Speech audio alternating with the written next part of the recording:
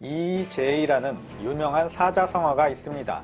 사전에는 오랑캐를 이용해 또 다른 오랑캐를 친다라고 나와 있는데요. 다만 국제사회에서는 이 나라의 힘을 이용하여 저 나라의 힘을 제어한다 라는 의미로도 자주 쓰이고 있습니다. 사실 옛날에는 오랑캐들이 한둘이 아니었기 때문에 직접 선수 나서서 하나씩 제압하기에는 수고가 너무 많이 들었죠. 그래서 탄생한 전략이 바로 이것인데요.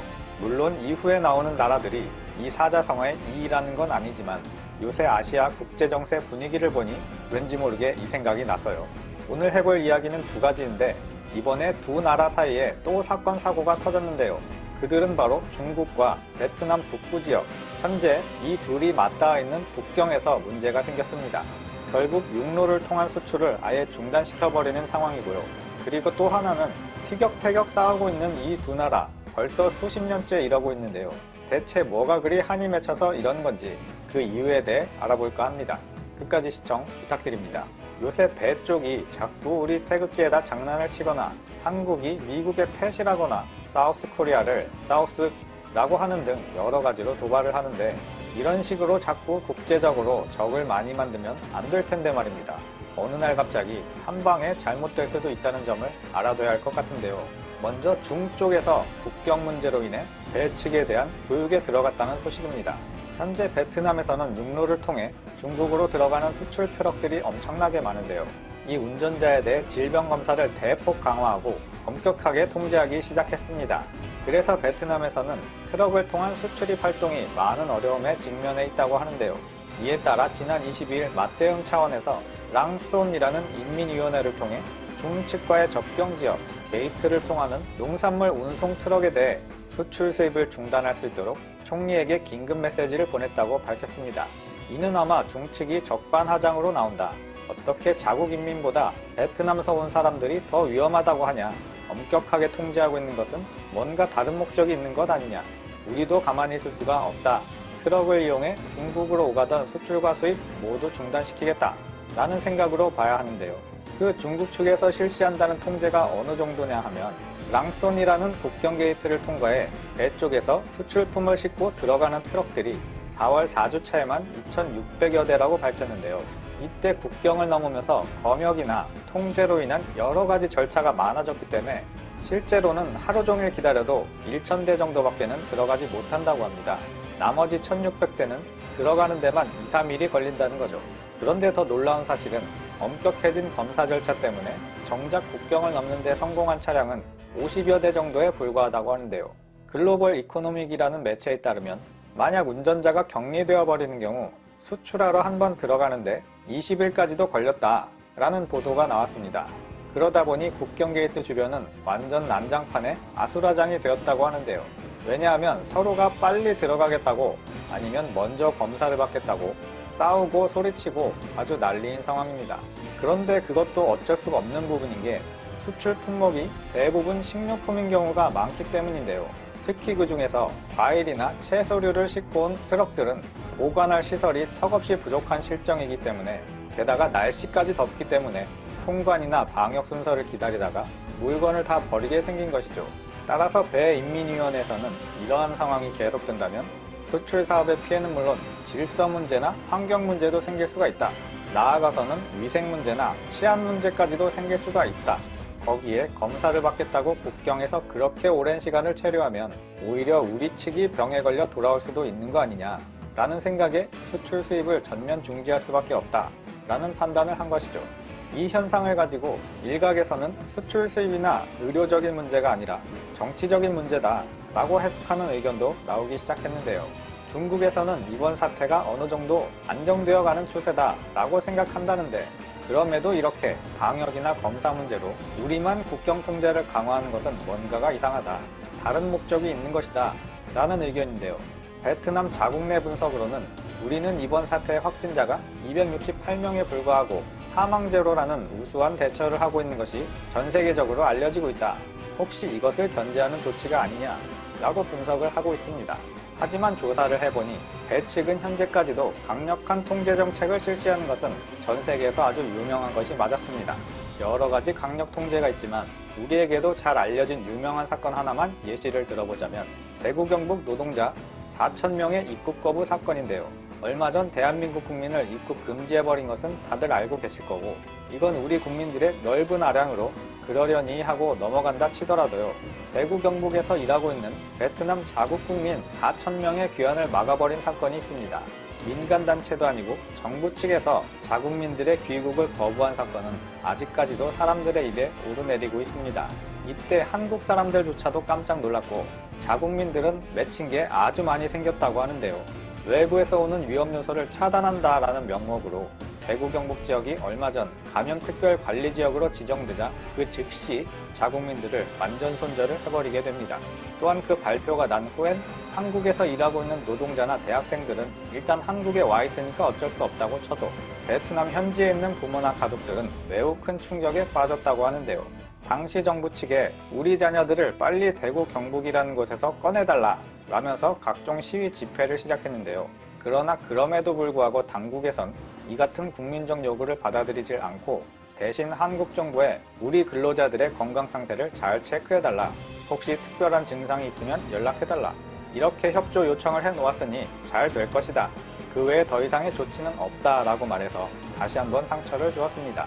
이때 자국 내에서도 데려올 수 없다, 그건 당연한 조치다 라는 여론이 대부분이었습니다. 최근 반항 감정을 퍼뜨리는 세력이 늘어나고 있다고는 하지만 설마 그것을 위한 그 당시의 자국 국민 손절과 희생양 만들기였던 것일까요? 참고로 손절이란 단어는 네이버 국어사전을 보면 뭔가가 될 가능성이 낮은 상황일 때 소모되는 에너지를 절약하려 노력하는 것을 포기하는 행위라고 나와 있습니다. 또한 그 다음 영토와 관련된 분쟁도 아주 단골인데요. 지난 4월 19일 중국은 베트남과 수십 년간 영토 관련 다툼이 지속되고 있는 남중국 해도서에 자의적으로 추가 행정구역을 설치했습니다.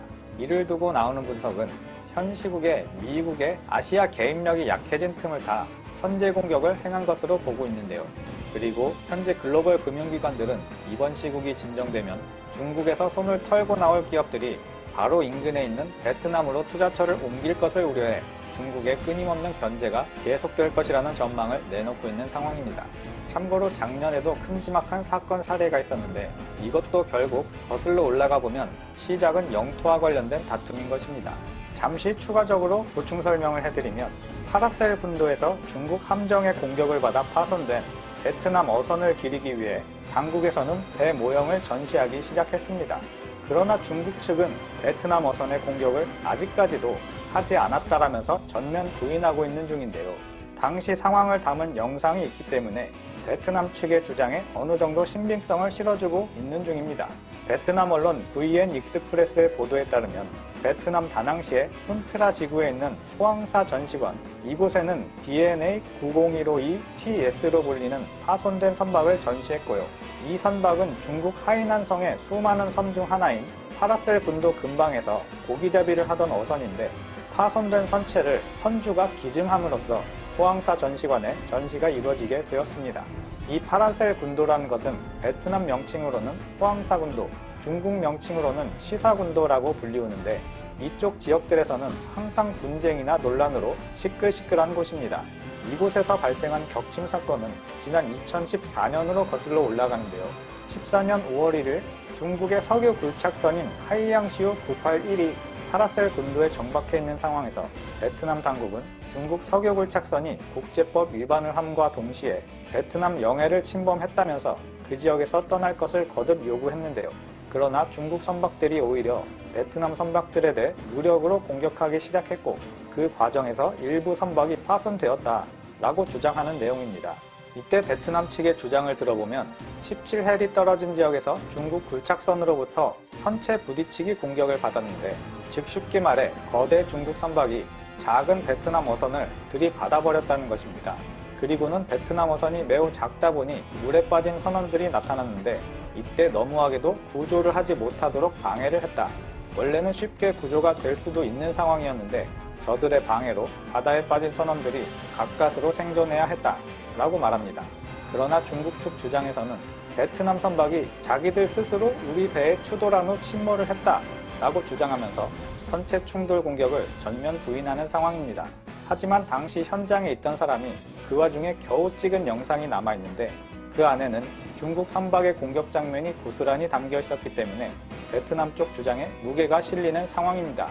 이후에 선주가 먼저, 그러니까 배 주인이 먼저 요청을 해서 이 사건을 기억하자 라고 외치면서 전시 모형물을 만들자라고 요청을 했는데요.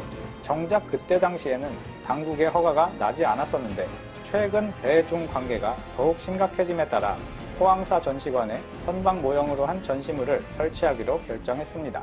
당콘누 화홍사지구 전 회장은 이 어선의 전시를 통해 화홍사 군도가 그들에게 불법적으로 점령당했다는 것을 후대에 상기시켜 줄 것이다 라고 말합니다.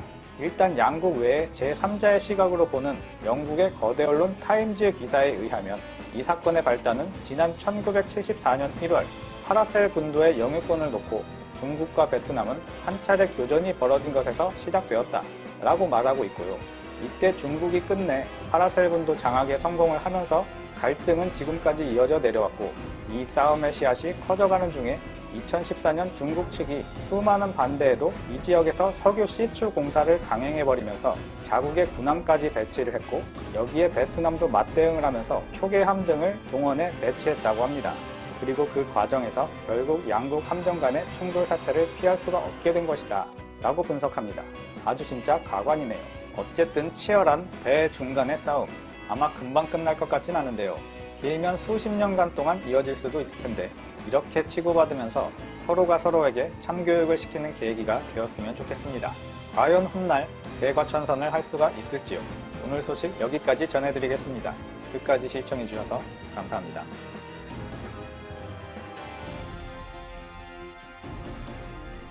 추천 한번 정중히 부탁드리면서 오늘 간단하게 두 가지 주제 다뤄보도록 하겠습니다.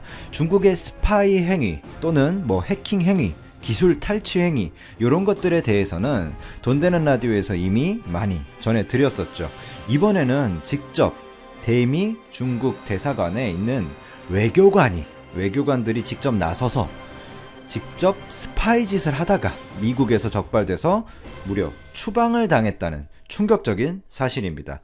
첨단 기술뿐 아니라 무슨 신기술이 담긴 씨앗까지 훔치는 사례도 있다고 합니다. 자세한 경위를 한번 살펴보면 버지니아주 노퍽의 미군 기지를 몰래 이렇게 염탐을 하다가 걸려가지고 추방을 당했다 이렇게 공식적으로는 발표가 났는데, 이런 미국의 중국 외교관을 추방하는 이런 사례, 상대국 외교관을 추방한다는 게 굉장히 엄중한 조치거든요. 무려 30년 만에, 미국 역사상 무려 30년 만에 최초로 또 있는 일입니다. 최초라고 단어는 좀 적절하지 않지만 30년 만에 또 처음 있는 일입니다. 중국 외교관들은 미국의 정문 그 검문소가 있었어요. 미군 그 기지에 보초들이 여기는 군사지역입니다, 유턴해서 돌아가세요, 제가 영어로 딱 말하면 좋은데 이렇게 친절하게 말해줬는데도 무시하고 직진을 했다고 합니다. 그리고 권고된 거죠 그리고 얘네들이 말하는 패턴이 있는데 항상 영어를 못 알아들어서 우리가 직진인 줄 알았다 이렇게 변명을 했다고 합니다. 실제로 일단 외교관이 영어를 못한다는 것 자체가 정말 말도 안 되는 변명이죠. 6달 전인가요? 5월 달에는 CIA 출신 이 케빈 패트릭 멜러리죠, 요원인데 중국 스파이로 활동을 하다가 무려 징역 20년형을 선고받았죠. 링크트인이라는 세계적인 비즈니스 커뮤니티가 존재를 하는데 여기서 뭔가 업무적인 연락을 취하는 척 하면서 중국 정보기관에서 그 스파이 요원들을 포섭을 한다고 합니다. 그러니까 중국인이 물론 스파이 행위를 가사하는 사례도 있지만 이런 링크트인 같은 거를 통해서 상대국의 어떤 주요 보직에 있는 사람들을 포섭을 하는, 돈으로 포섭을 하는 거죠. 그런 사례도 많다고 합니다. 여기서 포섭을 당하면 아파트고 자녀 대학교 학비고 그 외에 보너스로 돈이고 엄청나게 준다고 해요. 이 CIA 요원도 링크트인을 통해서 중국 정보 요원에게 포섭을 당한 것이죠. 제가 말씀드린 사례들은 아주 대표적인 사례만 언급을 드린 거지만 실제로 GE에 있는 제너럴 일렉트릭이죠, 엔지니어도 스파이로 체포된 사례가 있습니다. GE 하면 연봉이 상당할 텐데 굳이 이런 스파이 짓을 해? 라고 생각하실 수 있지만 그들이 제공하는 중국 정보 당국이 제공하는 그 어떤 사례가 어마어마하다고 해요. 사례금이나 그 자식의 스파이로 체포가 돼도 그 자식의 자식까지 다 케어를 해주겠다 이런 식으로 포섭을 한다고 합니다. 중국인인데 미국 학교를 다니는 평범한 유학생이 군사시설을 촬영하다가 체포된 사례도 있습니다. 물론 이런 경우에는 뭐 징역이 막 세게 나오거나 하진 않습니다만 CIA 요원 같은 경우에는 아주 대표적인 경우이기 때문에 징역 20년이 나온 것이죠. 심지어는 미국 듀폰 이 파이어니어 같은 그런 회사에서 개발한 옥수수 씨를 훔쳐서 중국으로 밀 반출을 시도한 사람도 있었다고 해요. 자, 옥수수 씨 하나 훔치려다가 징역 3년 먹었죠. 물론 이런 과학적인 그런 내용들이 있지만 정말 이런 무차별적인 스파이 활동은 없어졌으면 하는 개인적인 바람이 아주 큽니다. 요런 바람 한번 전해드리면서 화면에 이렇게 나와 있지는 않지만 개인적으로 관심이 있는 AI 분야에 대한 이야기 주절주절 두서없이 잡담으로 한번 떠들어 볼까 합니다. 뭐 글로벌 컨설팅 펌이죠. 그 맥킨지가 2018년에 발표를 한 레포트가 있습니다. 그 레포트 내용을 한번 보면 AI 컴퓨팅을 위한 글로벌 로직 반도체 시장의 수요가 2025년까지 평균적으로 10%에서 15% 고성장을 이어갈 것이다 라고 발표를 했는데 지금 현재의 이게 18년도 레포트거든요. 근데 그 다음에 지금 19년도에 와서 발표되는 레포트는 그 성장세가 거의 뭐 30%대를 넘어가고 있습니다. 예측이. AI 시장에 대한 어떤 기대가 훨씬 더 커지고 있는 것이죠. 평균적인 반도체의 성장률이 한 3%에서 5% 정도 보는데 예를 들어 파운드리 시장 하면 평균적인 메모리나 그런 반도체보다 성장성이 높죠. 그래서 삼성도 그쪽에 투자를 하는 거 아닙니까? 근데 AI 반도체 요러면 훨씬 더 성장성이 높습니다. 세부적으로 조금 찢어보면 이 반도체 분야의 예를 들어서 제가 말씀을 드린 거고요.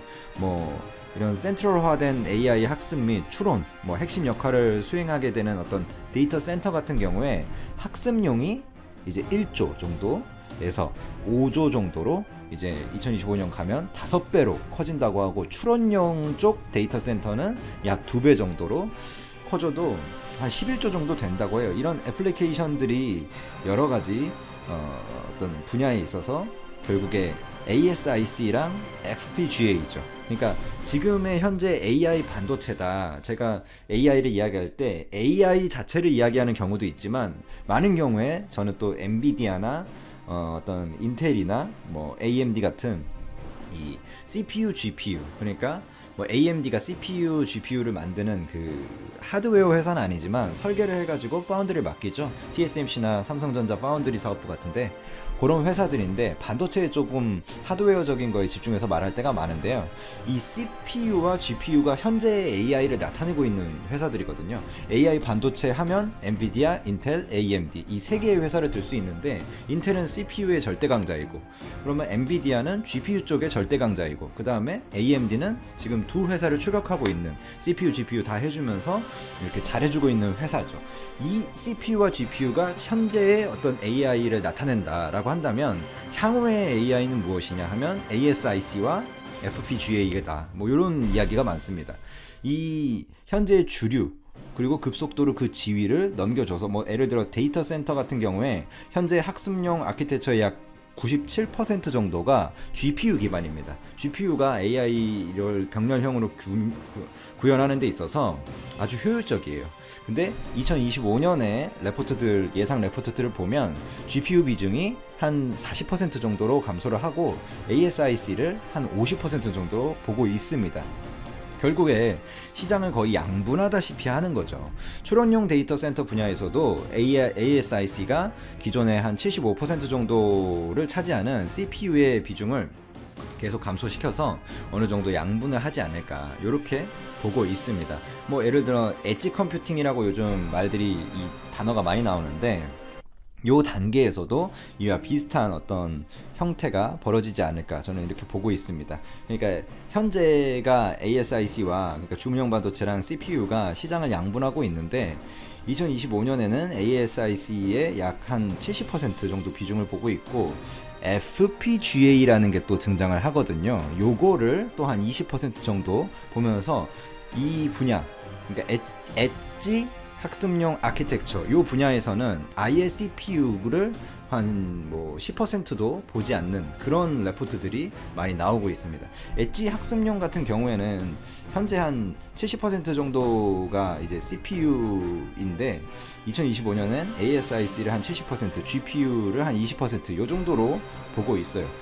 결국에 이제 같은 어떤 어플리케이션별 역량이 천차만별로 가잖아요. 그러면서 맞춤형 AI 반도체들이 수요가 높을 것이다. 이렇게 볼 수 있어요. 그러면 이 ASIC랑 지금 FPGA 요게 두 개가 많이 나오는데 그러면 이 둘 중에서는 뭐가 더 나은가에 대해서 조금 이야기를 해보면 맞춤화 수준이 높은 로직 반도체가 AI를 선도하게 될 것이라는 점, 요거는 제가 방금 언급을 드린 거죠.